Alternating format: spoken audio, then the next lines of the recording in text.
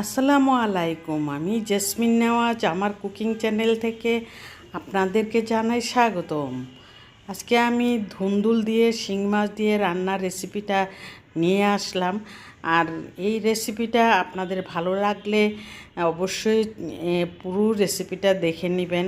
ধুন্দুল দিয়ে পানি ছাড়া কিভাবে রান্না করতে হয় আর পানি ছাড়া কিভাবে এই পানিটা উঠে ঝোলটা উঠে সেই চিন্তা করে আমি রান্নাটা করেছি এবং A to Z দেখানোর চেষ্টা করেছি। আর শুরুতেই আমি ধুন্দুলগুলি বড় বড় ধুন্দুল ছিল, একদম কচি ছিল। তারপর ভাবলাম যে আমি কেটে নেই সাইডগুলি, দুই সাইড দিয়ে আমি কেটে ফেলে দিয়ে তারপর অর্ধেক করে নিয়েছি। এখন ছিলে নিচ্ছি। ছিলে আমি সুন্দর করে একটা নাইফ দিয়ে আমি কেটে নিব সাইজ মতো।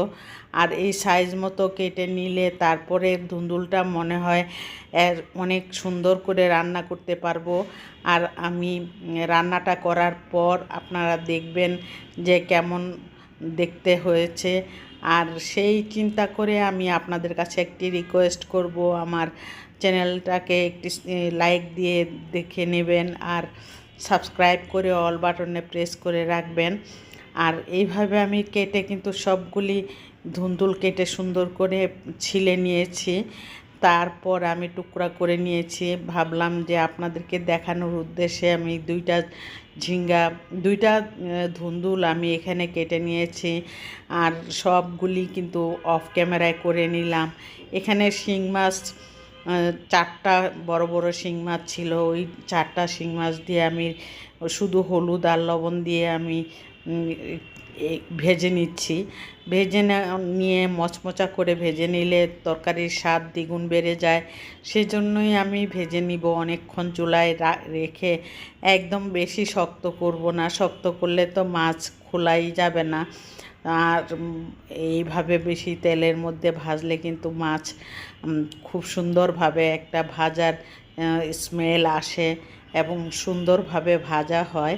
আর সেই চিন্তা করে আমি ভেজে নিলাম। নেওয়ার পর আমি একটি সসপ্যান বসিয়ে দিয়ে পেঁয়াজ পরিমাণ মতো এবং 2টা পেঁয়াজ কেটে দিয়েছি। তেল দিয়েছি 3 টেবিল চামচ দিয়ে আমি তরকারিটা অনেকগুলি তরকারি প্রায় 1 কেজি ধুন্দুল এখানে রান্না করব। আর রান্নাটা এমন হয়েছে যে যেইটুকু পানি এখন আমি দিয়েছি, এইটুকু পানি না দিলে হলুদের গুঁড়াটা একদম পুড়ে যেত। দেওয়ার পর আমি মরিচের গুঁড়া, ধনিয়ার গুঁড়া, ভাজা জিরের গুঁড়া, লবণ একসাথে দিয়ে আমি ধুন্দুলগুলি অল্প অল্প করে দিয়ে নিচ্ছি। দেওয়ার এক পর্যায়ে সম্পূর্ণ ধুন্দুলটা দিয়ে দিলাম। ধুন্দুলটা একদমই মিশে যায়। এই জন্য ভাবলাম যে মাছটাও সাথে দিয়ে দেই, না হয় মাছটা একটু সিদ্ধ হতে সময় লাগবে। এই মাছটা সিদ্ধ করাটা আমি এখানে একটা ভুল করে ফেলেছি। মাছটা আগেই মশলার সাথে কষিয়ে একদম পানি দিয়ে সিদ্ধ করে নেওয়ার দরকার ছিল। আর এখানে যে আমি অল্প একটু পানি দিলাম, এইটুকু পানিতে যে ধুন্দুল থেকে কত পানি উঠে গেছে। আর আমি সেই পানিটা আমি শুকাতে মাছের জন্য আমি চুলায় বসিয়ে রাখতে হয়েছে।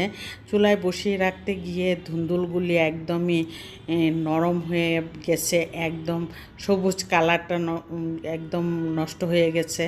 আর সেই সবুজ কালারটা থাকলো না। এটা আমার কাছে নিজের কাছে অপরাধী মনে হচ্ছে যে এতগুলি ধুন্দুল আমি মাছটা কেন আগে সিদ্ধ করে নিলাম না। আর আগে যদি সিদ্ধ করে নিতাম তাহলে কিন্তু ধুন্দুলটা দেওয়ার সাথে সাথে কিছুক্ষণ পরেই নামিয়ে নিতে পারতাম। এতে করে ধুন্দুলগুলি একদম গোটা গোটা থাকতো। তারপরেও খুব খারাপ লাগছে না, খেতে অসাধারণ মজা হয়েছে। এজন্যই আপনাদের সামনে